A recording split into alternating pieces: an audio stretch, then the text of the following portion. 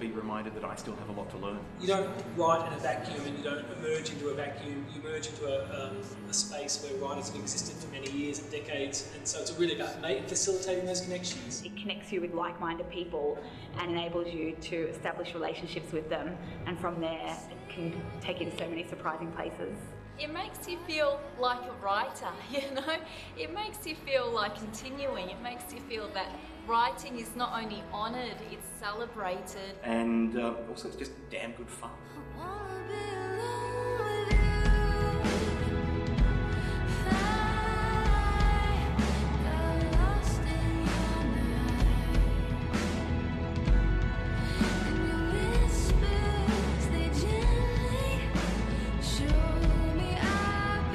I think the Emerging Writers Festival is just going to grow and grow and grow. We want emerging writers all over Australia to see us as the event that they have to attend every year. It's so important for the future of the writing industry in Australia that there are festivals like the Emerging Writers Festival. This is the place where we'll grow the next generation of writers. Nothing really exists like it anywhere else in the world, and that's starting to change now. It has grown into something kind of solid and significant. We don't want to get bigger, we want to get better. And I think you've always got to challenge yourself to get better. It's never been afraid to kind of do things that are different and move with the times. And you know, we'll have new venues, new formats, new directors, all those things will keep changing. But we'll stick to our core values of nurturing Australia's literary talent and keeping the festival accessible to everybody.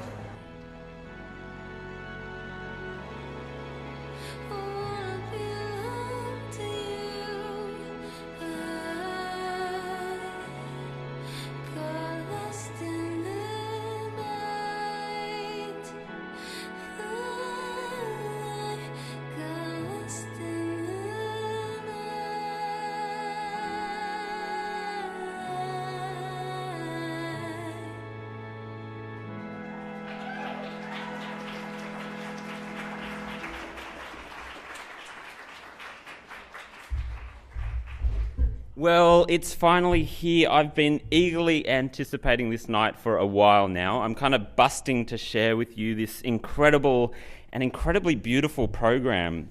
I think it really represents that the Emerging Writers Festival has continued to go from strength to strength, growing each year to represent more and more writers, and that always makes for a stellar program to hand out. And here it is. Of course, classic Writers' Festival program, we've gone and written all over the thing. The one that really gets me is plastered across the back. It's my fave. It's from Eleanor Savage, who was with us at the festival last year, and it goes, "Writers' festivals are a confirmation that books are sacred, that art and ideas are sacred. They are also a good place to meet sexy dorks if you're into that sort of thing." Well, I don't know about you, but I'm definitely into sexy dorks. And out of all the writers' festivals in Australia, we have the sexiest dorks. I hope someone tweets that. For the team at EWF, it's always an exciting prospect to curate a program of new writers, but this year it's different. This year there's a definite feeling that we're seeing a major generational shift as new Australian writers make a real stand and stake a claim, and we are part of that. There's a genuine feeling within EWF that we've found our literary future, and it's right between the pages of this program. This is in no way your standard genteel writers' festival. What other festival would host a panel in the dark, which is actually going to happen on this stage? It will be even darker than it is right now. Host a panel in the dark where all the panellists are anonymous and invited to speak freely. Who else would set up and host a real but kind of fake but kind of really real writer's office in the Wheeler Centre for 11 days straight? Well, us. Other highlights include Emerging Editors, a brand new industry day bringing together leading editors from across the country discussing the state of the industry. We have the launch of 4 new books by the alumni of an Indigenous writing and editing mentorship brought together from around the country, and which is supported by the State Library of Queensland. Emerging writers are going to be taking over the establishments, MTC, NGV, ACME, and more brilliant famous places known by acronyms. A photography exhibition of 70 Victorian-based poets, each who have written a poem in response to their portrait, will be displayed at Thousand Pound Bend, our awesome festival hub for the duration of the festival. There will be a gripping and challenging new performative reading from the team behind Sweatshop, including the utterly brilliant Luke Carman, who are travelling down once more from Western Sydney. Amazing Babes, just a total key event in which 8 brilliant writers tell stories about the women who have inspired them both in their lives and writing, is going to be rocking the one Saturday night of the festival. The list of festival experiences we're offering goes on and on and on. The energy at this year's festival is going to be purely electric, an incredible mix of performances, professional development and parties. Oh my God, so many parties. That we are allowed to be so bloody daring and cheeky is largely down to the support of our incredible partners. We simply wouldn't be here tonight without the ongoing support of Arts Victoria, the Australia Council for the Arts and the City of Melbourne, all daring arts organisations that continue to support emerging artists. An incredible thank you must go to Monash University, who have been our long-term principal education partner and have understood and supported the needs of emerging writers in an inspiring way year after year. Big thank you to our other education partners, RMIT, VCA and Victoria University, and to the talented team at Hachette Australia, one of our newest partners. They have shown so much passion for what we're hoping to achieve, and I really thank them. EWF is incredible to have a long list of supporters and partners and that value what we do and who we do it for. But there is no supporter as strong as you. The audience of EWF is pretty unique. Each year we do a survey, and it regularly comes back that 90% of the audience self-identify as writers, which kind of makes you wonder either that other 10% are their biggest fans or are just afraid to call themselves a writer.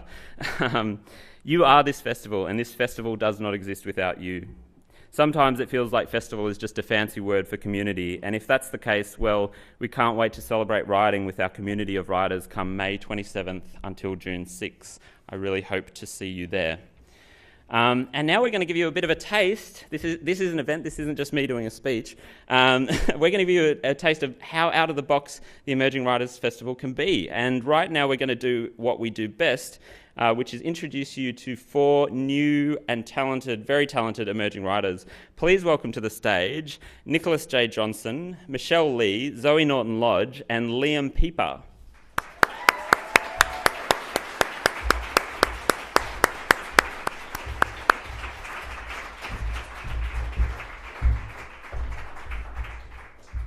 So to celebrate this incredible program, and these 4 writers are within its pages, we are going to play a game called Fact versus Fiction.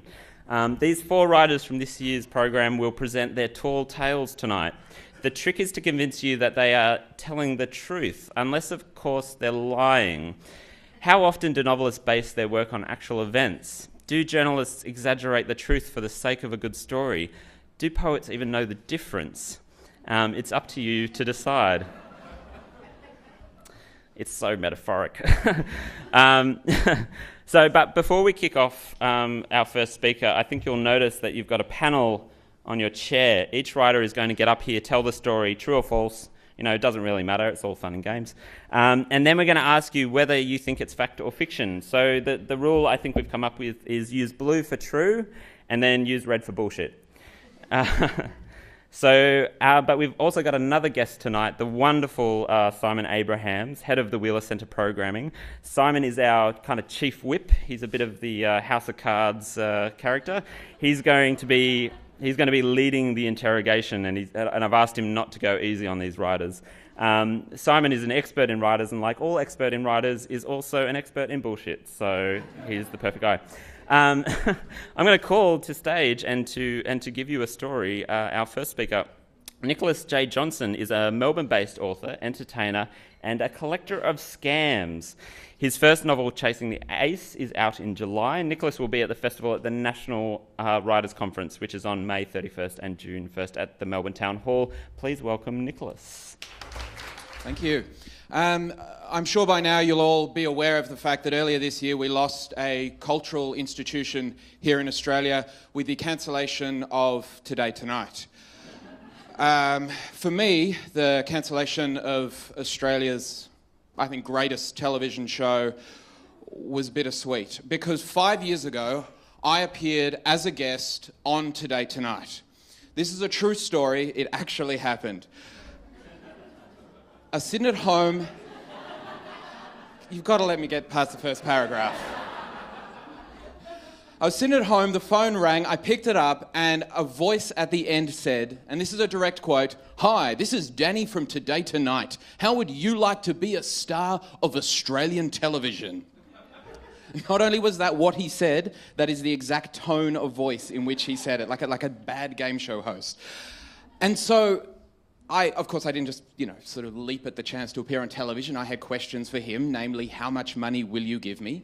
And the answer to the question was $2,000. And so I said yes. Now, I should explain, of course, this wasn't just Today Tonight cold calling Australians in the hope of sort of stumbling across the next dodgy plumber or dole-bludging immigrant. The reason why they're calling me was that I had a reputation as being an expert on con artists and scams. And they wanted someone to come on the show and talk about ATM skimmers. For those who don't know, an ATM skimmer is that small device that gets put on an ATM, and when you put your card into the machine, it creates a copy of all of the information on your card that the con artist can then duplicate later on. And they wanted me to come on the show and to talk about it. When I got to Sydney, I found out that not only did they want me to talk about it, they also wanted me to demonstrate it. I said, well, what do you mean? They said, can you actually just show people? I said, well, I guess I could. I've got a dummy, credit card skimmer. It doesn't work, but how about we go and put it on an ATM, and then, we can see how many people put their cards in before they realise there's something wrong with the ATM. And she goes, oh, yeah, okay, yeah. Well, I guess we can do that. Okay, fine. And then he said, well, hang on, how do you get the PIN number? And I said, well, you just look over the person's shoulder. He said, oh, really? It's not really sexy. I said, oh. Sometimes they do use hidden cameras. Hidden cameras? We'll love him. Yes, guys, it's a hidden camera story. Let's go. The next thing I know, they are putting a hidden camera on a St. George, I shouldn't have named the bank, St. George ATM that is going to send a signal across the street to a nearby cafe. Well, I'll be sitting with an open laptop. I will see someone put their PIN number in. I will write that PIN number down, and while Today Tonight film, I'll walk up and say to the person as they walk away from the ATM, "Excuse me, is this your PIN number?" Now, I said, sure, that's fine. Sorry, I am aware of the fact that that is horribly illegal, just to be clear, right? So what happens is I'm sitting perched on my little chair in the cafe. I see this poor woman. She walks up. She puts in the ATM. She puts in the number. It's now in the thing, in the laptop. Yes, good. Write it down. Brilliant. I've got it. She walks away. I walk up to her, as smug as possible. The Today Tonight producer is hiding with a camera behind some bushes, the natural hiding place of the Today Tonight reporter. I walk up and say, "Excuse me, is this your PIN number?" And she looks at me and she says, "Oh, no, thank you." No, this is your PIN number. And she goes, "Sorry, what?" "That's your PIN number, I know your number." And she looks, "Oh, sorry, who are you?" Now this, of course, is bad television. So the producer comes out from behind the bushes and explains what's going on. I can't remember exactly what he said, but the general gist was, "Hi, we've just invaded your privacy, but perhaps illegally, and now we're trying to emotionally hijack you in order to get an extreme reaction and boost our ratings, and you're not really playing the game." Her response is not to slap me in the face and walk away. Her response is to say, "Oh, I'm so sorry. Would you like me to do it again?" And the producer, Danny, says, "Would you mind?" And so she goes back to the ATM and gets out another $20. I go back to the camera. I'm looking at the computer. Okay, fine. I walk up again and the cameras are rolling. "Excuse me, is this your PIN number?" The problem is now she knows she's being filmed. So now she's going to act. So there's a lot of this. Someone has told her always face the front, so there's a lot of this. And when I say, "Excuse me, is this your PIN number?" she goes, "My PIN number? How did you know? What? How is that possible?" Danny comes out and says, "That was great, but a little bit too big. Can we try it again, just a little bit smaller?" She goes, "Sure." Back to the ATM a third time. This time, she's very stiff, very quiet. I go up and say, "Excuse me, is this your PIN number?" Third time, she looks at me and she goes, "Oh, it's my PIN number. How did you know?" "That's not bad. That's quite good. Maybe they can use that." Danny comes out again and says, "Oh, that was great. We're going to have to do it one more time. And this time, can you look at the paper before you react?" 8 times she went back to the ATM. 8 times she got money out. And at the end, when we finally had the shot they could use, do you know what she said? I am so sorry for wasting your time. And Danny says, that's okay. We're used to dealing with amateurs. And that's not even the worst part. The worst part is that when I got home a couple of days later and I watched the story, at the beginning, at the top of the show, they have the tease, where they said, tonight, I can't remember what exactly the other stories were, but tonight, this cat's a racist. Find out why. All those sort of stories. And then, of course, it was, Nicholas Johnson shows you how to steal PIN numbers. And then there's the woman reacting. And it's a weird, it's her going, ooh, like that. It's like, oh, that was odd. Okay, fair enough. The problem is, 10 minutes later when they showed the story and they showed her reacting, they had her say, what's going on here? And hang on, no, that wasn't what she said before.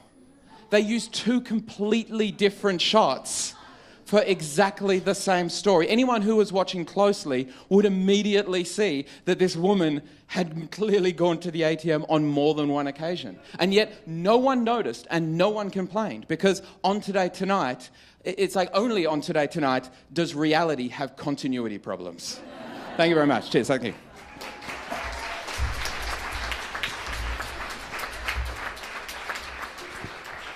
Take it away, Simon. What do you reckon? Well, I think before we begin, we do need the important task. So as Sam has said, we are using our beautifully Emerging Writers Festival colour-branded voting paddles.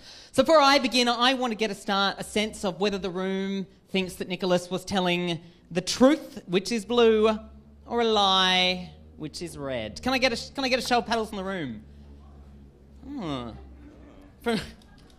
Okay, it's blue from here. It's mostly blue, except down the front. So I would say our most keen audience members are also our most disbelieving. But I do have some questions for you, Nick, which starts with who was hosting Today Tonight at the time? Was it in the Naomi Robson Lizard days or in the Jill Singer fainting days? No, this was post Jill Singer.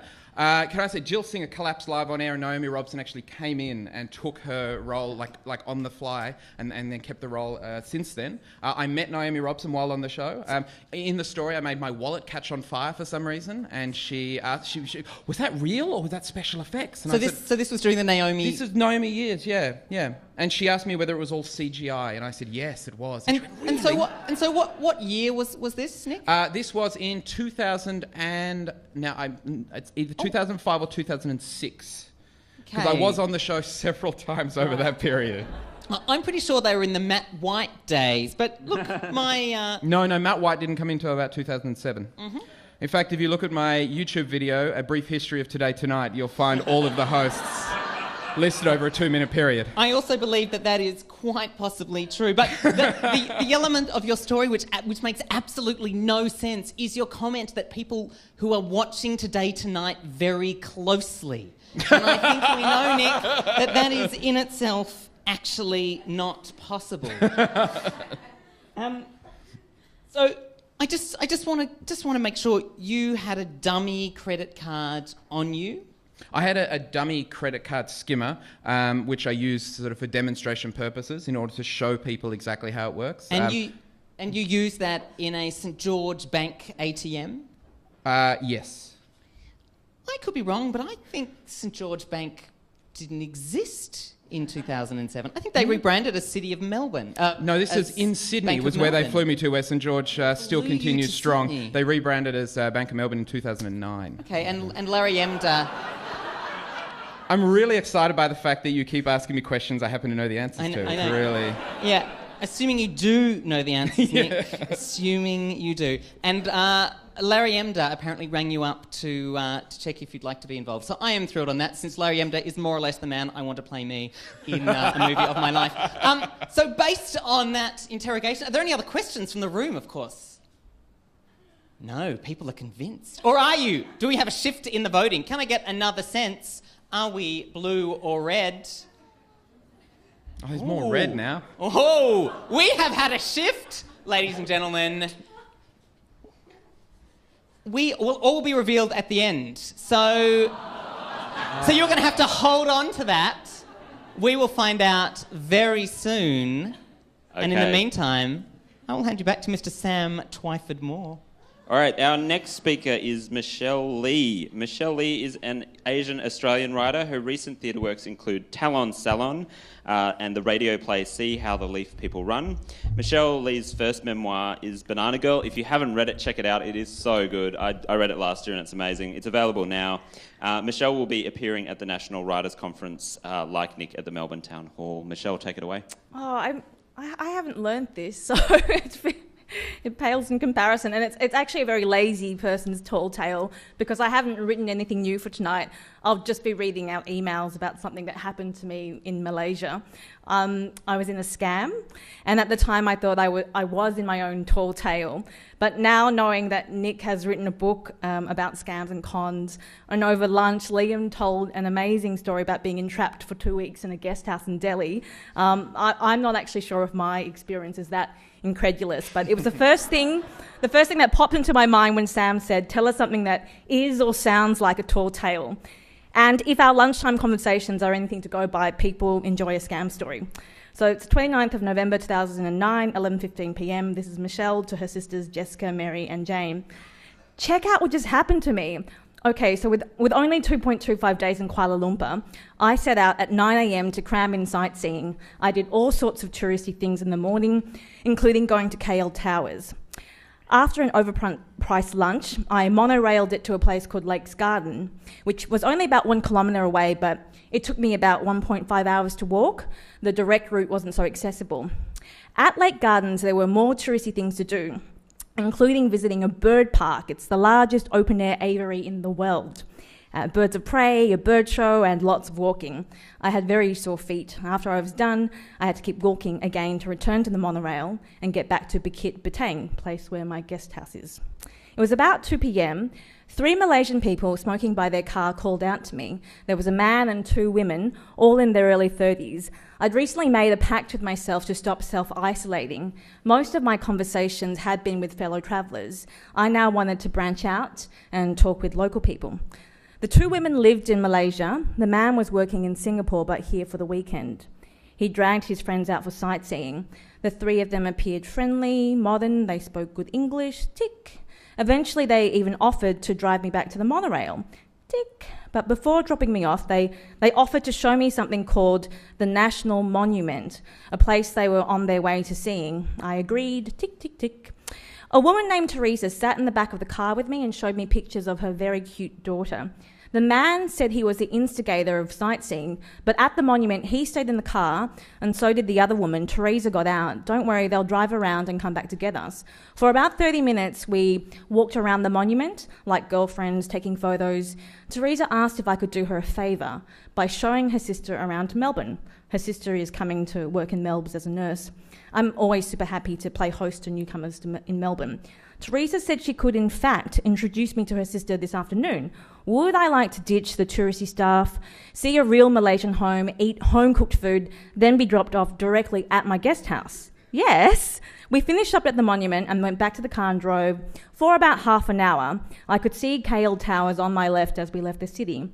In the car, the 4 of us planned a day trip tomorrow to Batu Caves. It's about an hour out of KL City. It's a big, semi-sacred site, one of those things to do when you're in KL.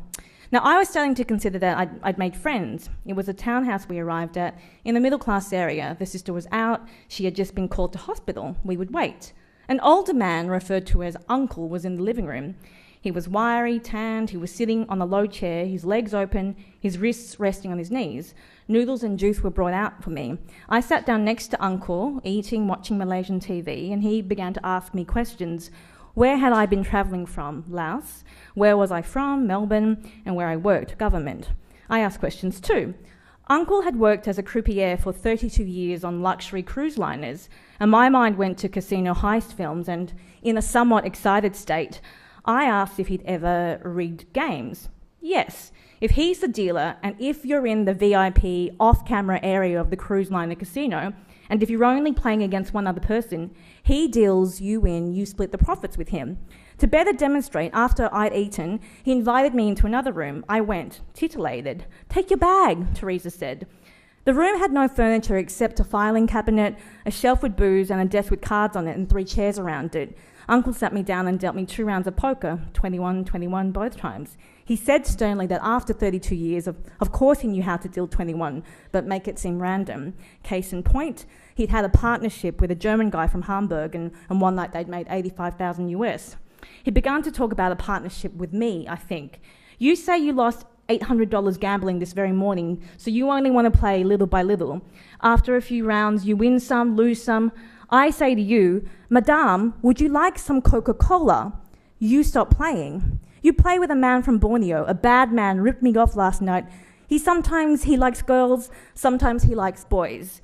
I didn't know who the Borneo man was, and I thought what was being proposed was theatrical, hypothetical, a bit homophobic, and as Uncle's English was a bit broken, I wasn't sure if he meant you, as in me, or you, as in generally someone else.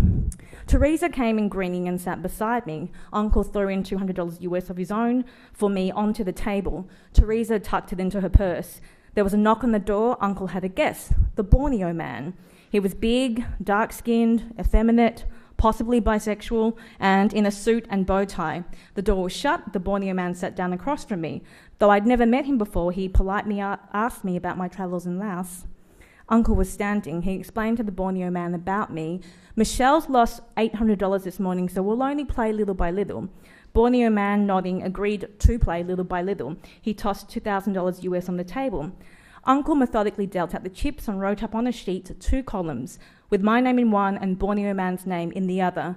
Uncle wrote down the value of the chips too, $50, $100, $500.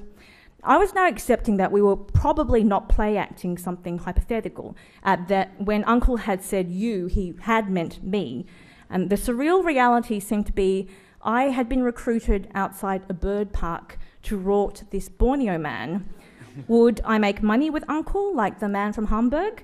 Admittedly, I liked that idea. I obediently played 2 rounds of poker, which I won thanks to Uncle's magic hands, and Teresa was looking at my cards and poking me for when to bet and when to ask for another card. Poker continued. Uncle dealt me a round of dud cards. I had no chips left.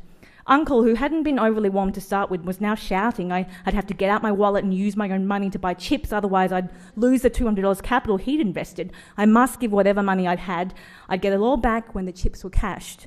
I was now caught in 2 minds, seeing the scam reveal itself and shift its gaze to me, while simultaneously refusing to believe that these nice new friends had spent the last 3 hours of their life filled with contingencies of me saying yes to things to get me into this room in Kuala Lumpur across from a man from Borneo to play poker. I was being shouted at, being poked at, being smiled at by the Borneo man. I stood up, making lots of distressed faces, and with no real plan and no idea where I was, I gave in to the adrenaline and the panic, and I said I was going to go, and I did. I left the room. Uncle didn't shout. Borneo man didn't follow. In the living room, I said as assertively as I could to the man who'd driven me here, "Please take me back to Bukit Bintang." Without any protest, he got up and went outside, unlocked the car. I got in. Teresa got in too. She was pouting. "You lost Uncle $200. I made a noise of disbelief. I felt really uncomfortable. What was going on? "But why did you ask about Uncle's work as a croupier then?" Well, I couldn't really say, "I'm a writer, I find people fascinating, I ask lots of questions." "Are we going to Batu Caves tomorrow?" she said. "I am not going to Batu Caves with you." We fell into a hostile silence. I'm back in Bukit Bintang now. I can't stop thinking about it. It may have all been a coincidence, because if it was a scam, they got nothing out of it, and I feel sort of betrayed. I mean, don't they know who I am? I'm from a poor background. Mum cooked pig's heads for supper growing up. I'm 1 generation removed from having lived a peasant's life. I'm not a cash cow, not really. At 11:33 p.m, Jessica writes, "Holy shit, I'm glad everything is okay. That was not a coincidence. You shouldn't go home with random people, Michelle. What the? Be careful, okay?" And I write back at 11:40, "I thought they were being nice. If they were scammers, they didn't pressure me to stay." Jess writes back at 12:13 a.m, "They were scammers, seriously. Even if someone's nice, doesn't mean you should just go with them, silly. Jane, who's in America at 5:30, says, definitely not a coincidence. You are lucky that they weren't violent. Be careful. Don't get in car with strangers, and never leave your bag unattended. Don't wait for someone to tell you. People steal stuff, and people also plant stuff, brackets, drugs. I'm glad you're okay. Seriously, be more careful. 8:14 a.m, Mary, my other sister, chimes in.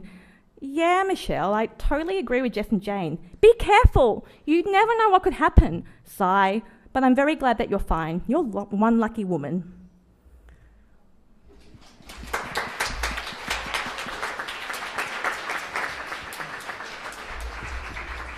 Thanks, Michelle.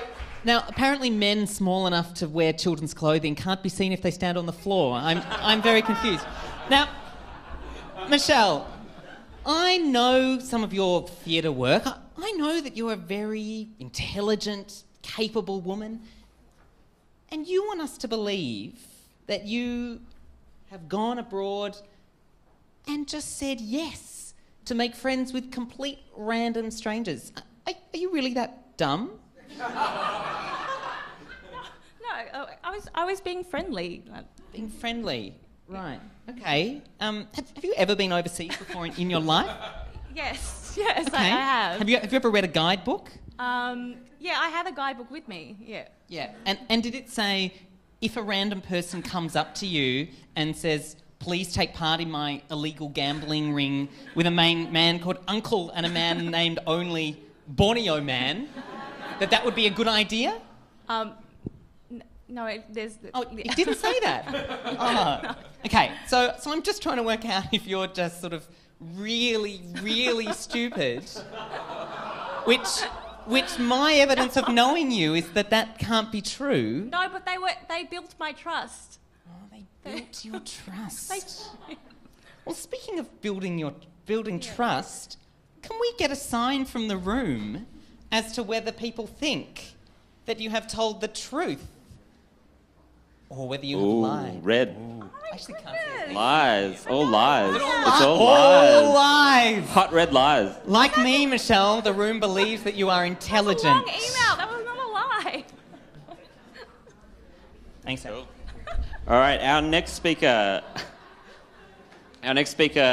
is Liam Pieper. Liam tells us that his grandmother introduces him to her friends as my grandson who writes for the internet. His memoir, The Feel Good Hit of the Year, is published by Penguin and is out now. I read it. It's amazing. Liam should be introduced as a total ratbag. Be careful of him at the festival. Don't get too close, Liam.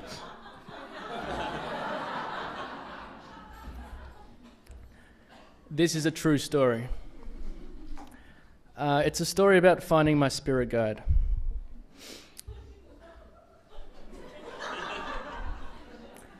I'm in Nimbin, chasing a story, and I'm being stalked by a turkey. The second I arrived at my farm stay hostel just out of town, Turkey decided he didn't like the look of me and followed me around for the afternoon with the slow malevolence of a traffic cop. Every time I look at it, it folds out its plumage like a switchblade and runs a feint at me.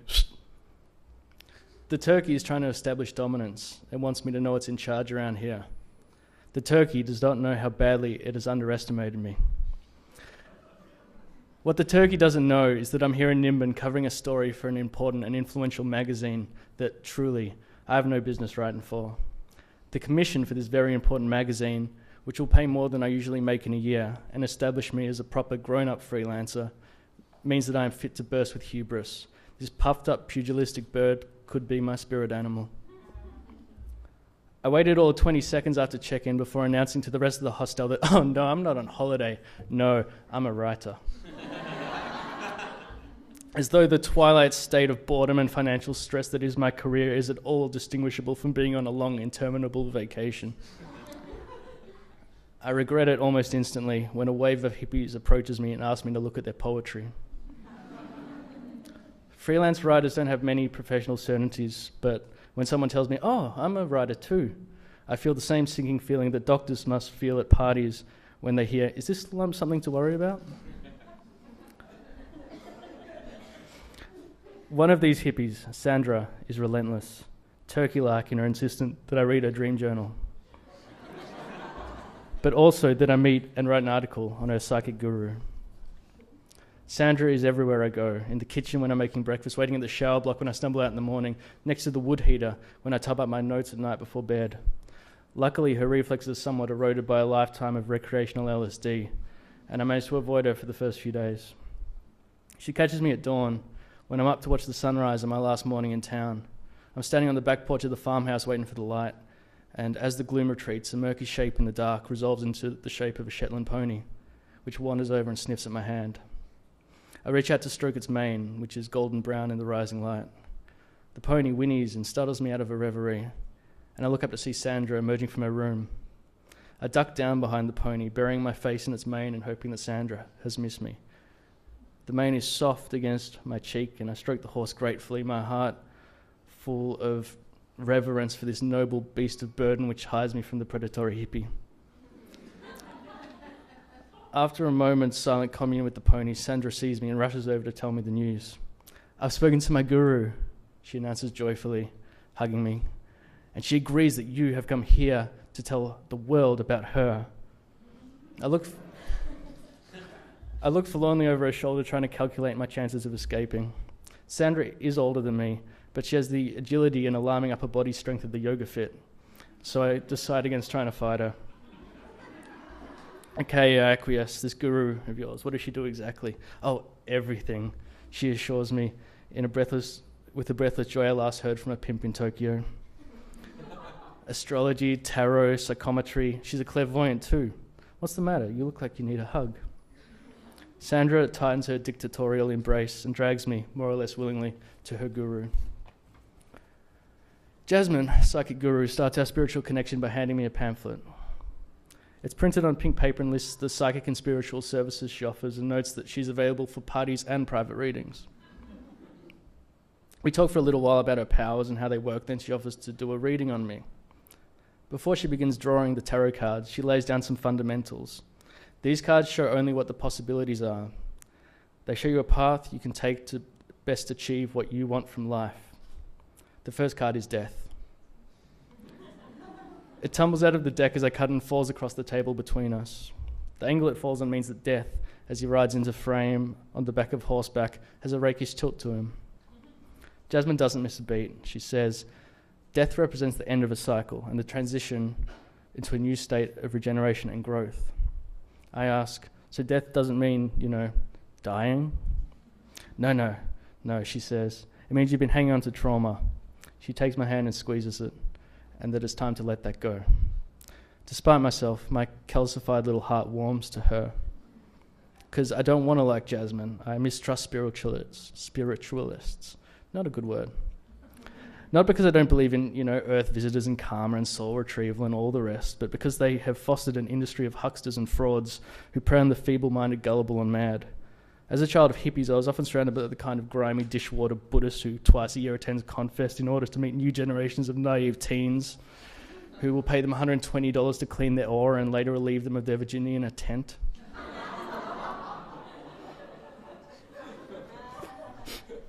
True story. Like knowledge, like power, a little mysticism can be a dangerous thing. When Jasmine asks me if I believe in reincarnation, I tell her no, which she bulldozes right over without acknowledging she's heard me. She tells me I'm holding a karmic debt from a past life in which I had great power, but that I used it selfishly, that I was a great intellectual or a priest, also probably a pedophile. Because of this, I carry dark spirits that follow me through life, although she tells me not to worry because I have light spirits too. The trick apparently is to manage this pantheon through kind and positive actions. "Have you fathered a child recently?" she asked me, because that's the fastest way to heal your karmic imbalance. Several times she mentions that once I've banished my dark spirits, my powers will become unlimited and a new carefree gypsy life will begin. I ask her if I should father this child before or after my new gypsy life begins. "Immediately," she insists. "Father the child immediately." I know, right? "Should this be with my partner? Because I won't see her for a few days." "What's her star sign?" "I don't know." "Well, when's her birthday?" I didn't know that either. Jasmine pauses, looks up and breaks character. "Oh God," She cackles. How long have you been with her? 3 years? That's the worst thing I've ever heard. Learn her fucking birthday. After the reading, Jasmine gives me a final affirmation and assures me that my time is coming in a very big way. When I ask if I should worry about my dark spirits, she shrugs. We all have travelling companions in life, good and bad. The important thing is to do good with what you have in the world and find out when your girlfriend's fucking birthday is. Back in Melbourne, writing the story for the Very Important magazine, I feel as though I've absorbed some of Jasmine's optimism. As I work on the piece, one affirmation that my time is coming in a very big way keeps returning to me. As I write, I start to feel better and better about the piece, as though some kind of ethereal travelling companion is along for the ride, a light-headed giddiness that's been with me since Nimbin grows stronger as my fingers fly over the keys. My anxieties about living up to the magazine standards fades, and I grow more and more at ease with the hours spent writing, sloughing off evil spirits with an almighty loofah of self-belief. I spend days straight at the computer as my commissioned 5,000-word article becomes 8,000 words, then 10,000, then 15,000. I spend so long typing that my left eye starts to twitch, and several times when I get up from the desk, my knees give out and I stumble. Once, I trip and fall down a flight of stairs. No matter. The only distraction from my work is an itching ache at the back of my head that grows more pronounced as the days pass. Then, after about a week, I file the story for the magazine and scratch the back of my head, and my hand comes away covered in blood. At the doctor, the GP checks my vitals and asks if I've been feeling funny lately. I tell him about the confusion, the weakness, the disorientation. An x-ray reveals that I've fractured my ankle falling down the stairs and I've been walking on it oblivious for days. He asks if anyone noticed that my speech was slurred, and if not, why not? I'm not sure how to answer that. Didn't my increasingly erratic behaviour over the past week raise alarm bells? Do my loved ones just expect me to lose my shit and pratfall occasionally? If so, it's hardly fair that they get cross when I forget their birthday. The doctor looks at the back of my head and screams. Not something you want your doctor to do, necessarily. There's a moment of silence and he says, I think we're going to need a second opinion. I wait patiently in the room for a minute, listening to the hushed voices in the hallway before two other doctors enter the room. The second looks at the back of my head and after a moment's thought says, shit, I'm going to have to Google that.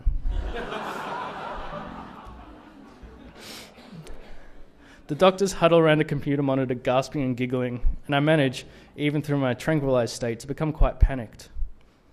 Then one of them approaches me with a scalpel and a cup of dry ice. As he works, he makes conversation. So, have you been out bush lately? I was in Nimbin, I admit. The tip of a pair of forceps grazes my scalp. And have you been near any livestock? No. Oh, yes, I admit, I hugged a pony. Yeah, that would do it. There's a wrenching pull to the back of my head as the doctor brings the forceps around to show me the tick that's been burrowing into my brainstem for the past week.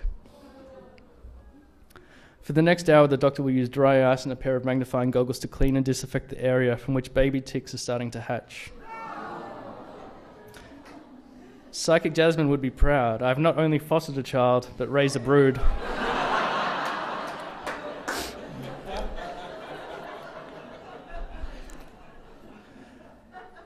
In the following weeks, I will require surgery to remove a cyst, an immune reaction to the tick bite, which, in addition to releasing a paralysing neurotoxin straight into my nervous system, has created a near-fatal staph infection, which, unbeknownst to me, as the deadline for the Very Important magazine approached, knocked out the lymph nodes on one side of my body and strayed dangerously close to entering my brain and killing me.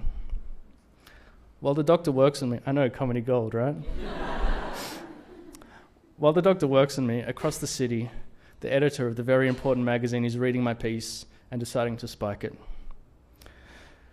He didn't like my 15,000 words of tick gibberish, I don't know.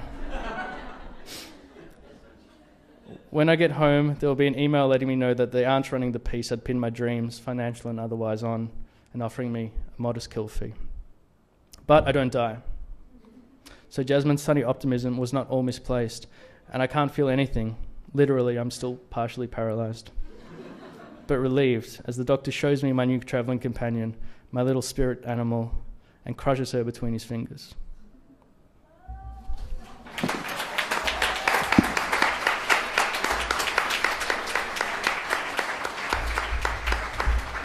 Thanks, Liam. Partially paralysed. It all makes sense. So, can can I just check in that you were in Nimbin when this happened? Is this right? Yes, sir. Yeah. And what state were you in when you were in Nimbin? What were you up to while you were in Nimbin? I was there as an ambassador to a very important magazine, and as such, a paragon of virtue and professionalism. Mm-hmm. Yeah. So you hadn't partaken in any illicit substances, Liam? Illicit where? I'm just potentially suggesting, Liam, that maybe this whole thing did happen, but in your mind. Like a Matrix-style scenario. Is that what you're suggesting? Something like that, Liam. Can you confirm or deny? I don't understand the question. What would you like me to confirm? Your accusation or my denial? So let's just keep going with this. Then you came back to the doctor, yes, where you went for an appointment. Yes. And an appointment that normally lasts 9 minutes, but magically they had an hour spare to find another doctor to come in and engage in some kind of invasive surgery. Excellent point. But to rebut, the doctor was also quite incredulous to begin with when I came in, like, my head hurts, until he looked at the back of my head and realised that there was a massive legal situation sitting in his chair. In which case it was all hands on deck. Right, cancelled all the other appointments. Yes. And can I just have a look and see if there's any scar Absolutely. or anything? I insist.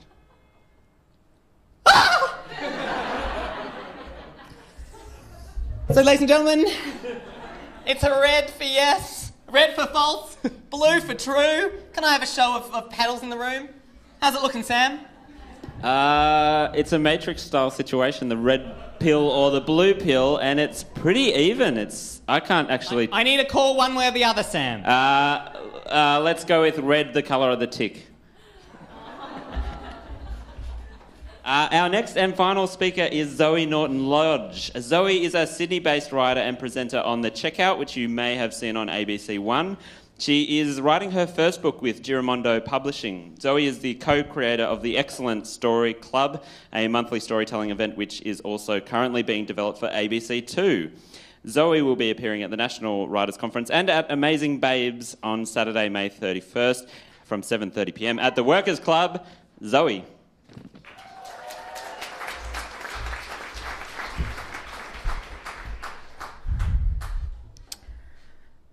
The company was a not-for-profit arts organisation with a clear and honourable mission: to bring the joy of Shakespeare to the inquiring minds of children. Yeah? The company wanted the bard to spring large from the crinkly pages of the folios and quartos, to spring large from the shackles of the Norton Anthology, to spring large and say, "Children, make of me what you will. I am your bard." After several decades of bad bookkeeping, lying about its charity status, flagrant abuse of volunteers, and squatting in unmanned offices at the university, the company became insolvent and died. When I worked there, it was in the throes of its last attempt to wreak paranoia and alcoholism on anyone who dared to come near. I was 21, and I was all alone at the company, all alone except for a computer that was roughly the size and shape of an elevator shaft, and was easily identified by the extraordinary number of red wine rings crusted onto its motherboard, which, should a passing botanist have counted, may have determined the precise vintage of the monster. A computer whose keyboard, when its buttons were pressed, spewed reassuring clumps of dead skin and fingernails of users past. I was all alone with my syphilitic computer and a coffee mug and Dorothy. Dorothy was captain. I was no one. Dorothy had blown in from the north some decades ago to start an Australian branch of the company. She came from an old slave-owning family in Virginia, and she signed her name Dr. Dorothy W., even though she wasn't really a doctor at all.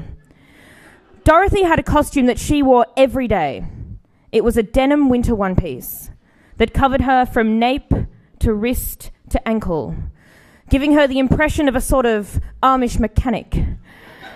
She accessorized it with 4 pairs of glasses, one on her face, the other 3 in the clammy nest of her head. It was a precarious wispy mat, which I'm sure, should Dorothy have shaken her head too vigorously, would have yielded bats. In the beginning, I was Dorothy's only paid employee. We each had our own office at the university, which she'd somehow wrested away from people who were actually trying to become doctors. On my first day, Dorothy walked into my office, raised her leg from the confines of her denim winter one-piece, and kicked my handbag across the room. Then she looked up at me and said, "I should not have kicked your bag. That was rude." Now, despite this sort of shaky start, I still really wanted to impress Dorothy. I noticed her computer monitor was covered in a sheath of post-it notes. It was a serviceable notice board, but seemed to this novice to be extremely un-user-friendly in its more traditional use as a computer. I tried to tell her about the program Stickies, which meant she could keep the post-it notes inside the computer, but this seemed to make her angry. The next day I asked her for the PIN code to the photocopier. She wrote down on a piece of paper 567832 while saying 154390. Then she accused me of taking her glasses. I asked if she possibly meant the ones on her eyes or the 3 in her hair, but my meaning bounced off her crinkled brow and straight out the office door, and she stared at me briefly, then asked me to leave. By the end of my first week, we had lost our grant from the Department of Education, which represented, we would have known if we'd kept any books, approximately 100% of our operating budget.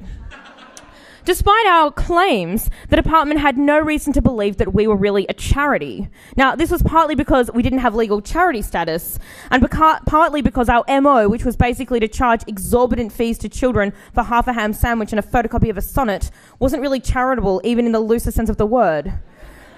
I sat in the meeting with the department pretending to take notes while Dorothy cried and said things like, "I am a charity. How could it be lawful for you not to give me money?" And, "Oh, well, you better know, you've made me really mad. I'm really mad now." None of this seemed to help.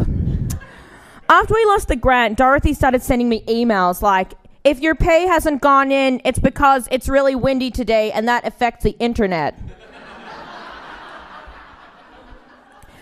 A few months in, I bumped into her at the local pub. I said hi, and she stared at me blankly with absolutely no idea who I was, even though I'd said goodbye to her maybe about 15 minutes before, and at this point we were each other's only colleagues. "Dorothy, it's Zoe from work." "Oh, these aren't all for me," she said, pointing to 5 bottles of wine on the takeout counter. Then she sort of bafflingly waved across the bar at some people who neither of us knew and said, "Oh, look, the whole gang is here." And then she stuffed the bottles in her Kathmandu backpack and left. Now, to keep up the shop front of being an organisation that apparently had something to do with children and Shakespeare, we occasionally ran these ludicrously expensive week-long drama programs for high school students. And after each day, she convinced the volunteer staff to stay back for a drink. Now, she would charge them $5 each for a glass of Chardonnay that was not only donated to the company, but also unchilled. When one tutor got sick of it and brought in his own wine, she took it out of his bag while he was teaching a class and sold it to the other tutors. Being the only line of defence between Dorothy and hundreds of high school students, parents, drama teachers and volunteer staff was my most terrifying responsibility. I once spent half an hour on the phone trying to console a mother who'd received something close to a death threat from Dorothy because the woman's son was a vegetarian. And with the growing popularity of vegetarianism, I knew I needed somebody on the inside to help field all the distress calls, so I somehow managed to convince Dorothy to hire my friend Camilla. Camilla and I decided to have a meeting with Dorothy to discuss the possibility of offering, cheese sandwiches as well as ham sandwiches to the children. We thought we could reason with her that as the children paid for the sandwiches, we wouldn't be losing any money and that we could even make a tidy profit by using half slices of cheese. When the meeting date rolled around, it happened to coincide with a funeral that Camilla and I had to go to, a friend of ours' mother. And I sent Dorothy an email asking if we could postpone the meeting to the next day. She wrote back one line. The meeting is at 6 p.m. All funerals are over by 6 p.m. And then 10 minutes later, she sent a follow-up email which said, also, I'm sorry for your loss. Now, there was one other time when Dorothy displayed something which I think was supposed to be compassion. And it was an email she sent me regarding the recent employment of an admin person 2 mornings a week, which included the memorable lines, fire her after the holidays. Holidays are hard for her. Abusive father, etc., etc. Now, Camilla, who's still with me at this point, her relationship with Dorothy deteriorated after her $2,000 check for building the company's website blew away in the wind. So Camilla began an investigation, and she went through the company's ancient filing cabinets and discovered that we were being sued for quite a lot of unpaid superannuation, and that the company at some point in its early stages was funded by a wealthy playboy sort of figure who disappeared in the Bahamas in 1994. Now, I'm not implying any causation, but we could find no record of where Dorothy was in that particular year. It was around the night that Camilla and I were crying outside Dorothy's office, drinking a bottle of donated warm Chardonnay, that we decided things had to change. So we called in a member of the company's largely inactive and impotent board for a mediation session. We thought if they could see how horrible Dorothy was and incompetent, they might see fit to end her reign. Dorothy began the mediation session by staring Camilla in the eyes and saying, I hate you. We felt there was very little we could do with this information. And a few months after that, half my face collapsed from stress. Turned out to be Bell's palsy triggered by stress. And so we quit. And then a couple of months later, the company filed for bankruptcy. Now, a few years on, I bumped into Dorothy on the street. So the company's over. And in an unfortunate and unprecedented moment of clarity, she seemed to recognize me. And she looked at me and she said, my mom just ran over my dad. Then she turned around and she walked off into the setting sun, her denim winter one piece flapping in the breeze. And I just thought, shine on, you fucking lunatic. Shine on.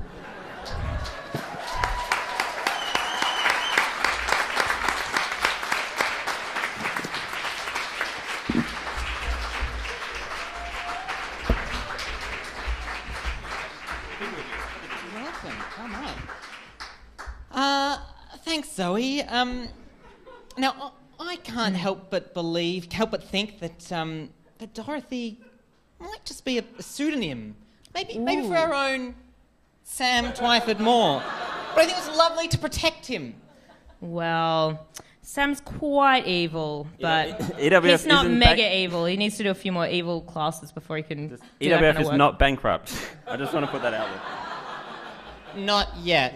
Yeah, and they certainly haven't employed me, so... You have to buy tickets to the festival. And I won't have any bagging of denim onesies on stage. I'm just saying. So I just want to get this right, that after you'd had a very bad experience with our friend Camilla/Sam, that you then thought that you would hire your friend Camilla, your friend Dorothy, you then thought you would hire your friend Camilla. Mm-hmm. So... are you just a very bad friend? Yes, evidently. Well, I tell you what, there's a few things I didn't mention in that story. One of them is, it sort of was a pay the fucking up people's lives forward situation, because my friend gave me the job and then he moved to Canada and he was like, it's a great job. And I was like, it sounds amazing. So then I had to sort of, you got to pass it along. It's character building. We're still friends. Ladies and gentlemen, if Zoe ever offers you a job, say no. So, can we get a read of the room? Those who believe Zoe, go for the blue. Those who don't, go for the red. We have an blue. Overwhelming blue. Truth. And I think, are we up to the big reveal, This is Sam? the big reveal. So, I think we're going to start with you then, Zoe. The room says blue. Can you give us a red or a blue? Yes! Well done, room. The thing I am most disturbed about is that this woman / Sam exists. I know. Do you know where she is now? Hopefully not here. Come on down, Dorothy. Nick. Shall we... Oh! What did the audience say? The audience, to start with, had voted true. Then we gave them another vote, and they said false. But Nick, it was true. So you have really been on Today Tonight multiple times? I have been on Today Tonight 6 times. 6 times! They kept offering me more money. And so now that they have been axed, this is actually a major problem for your income. That's why I'm here. The only person terrified by this. Was it your fault that they got axed? So I think I contributed. Well done. Certainly to the quality of, the television they were producing. I was there, And did the woman really go back 8 times? Yeah, 8 times. Fantastic. Over and over again. Yeah. Fantastic. Michelle, the room didn't believe you. Can you tell us? Simon, I really am that stupid.